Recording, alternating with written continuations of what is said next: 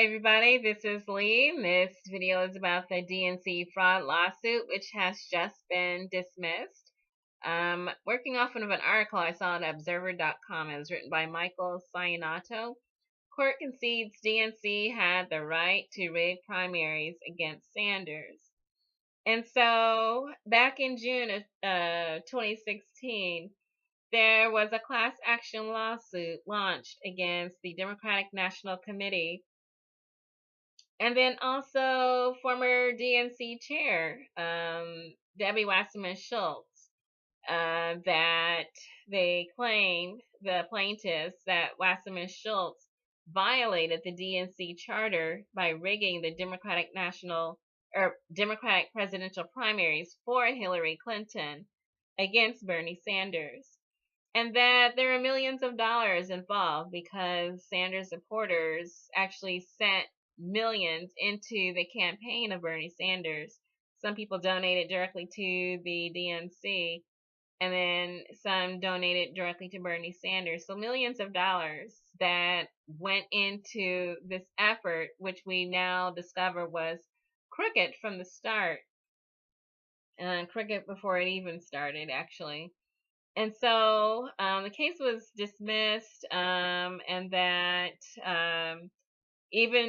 but that it's not really over in the same way that James Comey kind of dismissed the case against Hillary Clinton by not recommending indictment because no one would prosecute or convict her for irregularities, and then what some people also call crimes.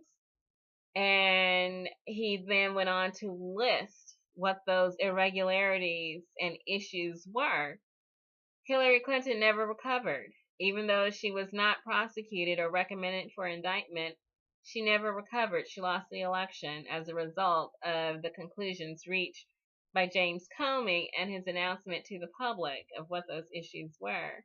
And so now we have this court not moving forward, issuing a motion to dismiss this case against the DNC and Debbie Wasserman Schultz, not going forward because of a jurisdictional issue that the court felt that it could not enforce the DNC's private charter, which was at the crux of the case, but that the court did go on in the motion to list out numerous accusations and assumptions of veracity, that the court assumes the allegations are true, that the DNC and Wasserman Schultz held palpable bias in favor of Clinton and sought to propel her ahead of her Democratic opponents. And then also that, other allegations were considered true, it's just not enforceable. That the DNC and Wasserman Schultz characterized the DNC's charter of promise of impartiality and even-handedness as a mere political promise, as political rhetoric that's not enforceable in federal courts. And so they basically come out and say that the DNC and Debbie Wasserman Schultz portrayed themselves and announced themselves and sold themselves as being impartial and neutral and running a fair contest. Although they didn't, but there's nothing that the court can do about that. And that the court assumes that the DNC and Wasserman Schultz preferred Hillary Clinton as the Democratic candidate for president over Bernie Sanders or any other Democratic candidate. It assumes that they stockpiled information useful to the Clinton campaign. It assumes that they devoted their resources to assist Clinton in securing a party's nomination and opposing other Democratic candidates. And it assumes that they engaged in these surreptitious acts while publicly proclaiming that they were completely neutral, fair, and impartial. And so, again, the court concerns itself with the technical matter of jurisdiction.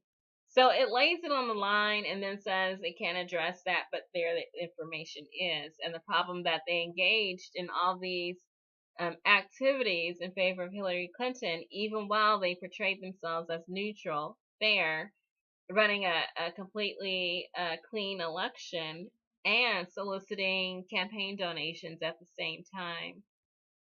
So anyway, this is how this concluded. That it has been dismissed, but many things were revealed, confirming what people felt or believed, and some knew about the Democratic primary, that it was not fair to Bernie Sanders, and it was unfair in the way that it propelled Hillary Clinton forward, which is why she got crushed in the general election. She was never the true winner. And, we see that she skated on this the same way she skated on the investigation by James Comey. But it had a backlash against her. It drowned her presidential efforts in bad publicity. And this is likely going to have a same dark cloud going forward over the down ballot races for the Democratic Party. We've got some primaries that have just been decided for like Utah's 3rd congressional district, and then Alabama's Senate seat. And there's 2 governorship races coming up in November. So throughout this fall, mostly November and December, people are going to be looking at the Democratic candidates, giving them a second glance, saying, is this a fair contest? They say it is, but we now know from this court that what they say is not necessarily what actually is. And so it could have a dampening effect. The fact that the DNC just came right out and say, who gets through the primary is who we want to get through the primary. And we may see more candidates who get through the primary and get crushed in the general because of things like this. That people just, have to say, should I even donate to this political party based on what they do with the donations? That they're not even having a fair contest, and that they're pre-deciding their elections. What's the point? So there we go. I'll post a link to this article to the DNC fraud lawsuit website. It's jam-packed. And then also the Facebook page where people keep up to date with the latest information.